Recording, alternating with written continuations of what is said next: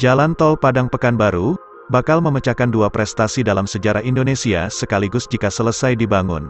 Pembangunan jalan tol ini bakal melewati deretan bebukitan dengan dinding yang curam. Kawasan bebukitan ini tersebar di banyak lokasi yang diantaranya ada di Lembah Anai, Payakumbuh, hingga ke Pangkalan. Sehingga tol antara Sumatera Barat dan Riau itu bakal dilengkapi dengan terowongan. Hal itu diungkapkan Menteri Pekerjaan Umum dan Perumahan Rakyat Basuki Hadimuljono. Ia menyebut tujuan terowongan ini demi mempersingkat waktu dan panjang perjalanan. Namun ternyata, pembangunan jalan tol tersebut bakal memecahkan dua rekor sekaligus. Mengutip pernyataan Menteri PUPR, terowongan tol Padang Pekanbaru dibuat untuk menghemat perjalanan. Tak cuma panjangnya perjalanan, tapi juga untuk menghemat waktu tempuh. Basuki menyebut jika tidak menggunakan terowongan, perjalanan lebih panjang 11 km. Maka dari itu, pemerintah pun bakal menempatkan terowongan itu nantinya di kota Payakumbuh. Terowongan tersebut dibuat dengan menembus bebukitan. Adapun panjang terowongan tersebut adalah 8,95 km, serta diklaim sebagai tol pertama dengan rekor terpanjang di Indonesia.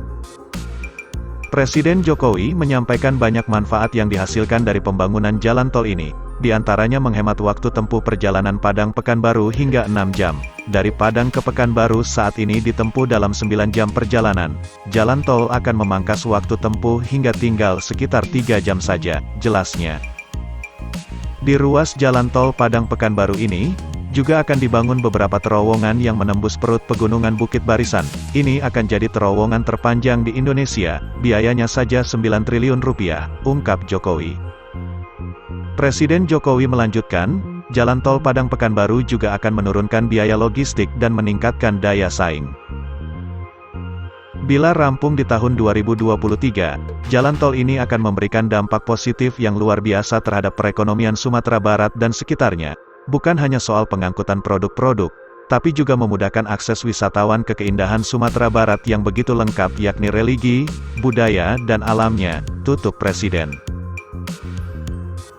Terowongan tersebut masuk dalam trase sejumlah ruas tol yang terintegrasi dengan tol Trans Sumatera, khususnya ruas tol Padang Pekanbaru sepanjang 244 km yang ditargetkan akan selesai tahun 2023. Ruas ini akan memotong Bukit Barisan yang membujur sepanjang Pulau Sumatera. Salah satu terowongan yang saat ini sedang dalam tahap pengerjaan, adalah pembangunan ruas jalan tol Pekanbaru Pangkalan. Nanti akan ada Bengkulu Muara Enim, yang juga akan didukung oleh pemerintah Jepang, kata Sugiyartanto di kantornya, Senin tanggal 10 Oktober tahun 2022. Dia menilai, proyek ini memiliki tantangan luar biasa.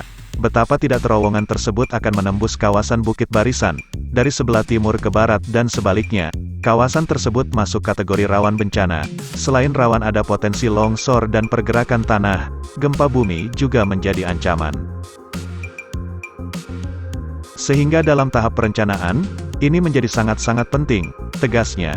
Hal ini karena ada faktor ketidakpastian yang tinggi, sehingga diperlukan perencanaan yang optimal, yang dapat memitigasi potensi risiko di dalam setiap tahapannya.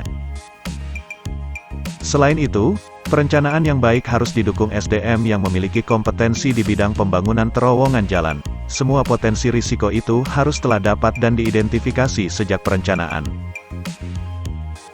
Sehingga nantinya tidak menimbulkan permasalahan. Sebaliknya, proses survei atau mitigasi juga perlu menjadi perhatian, ungkapnya.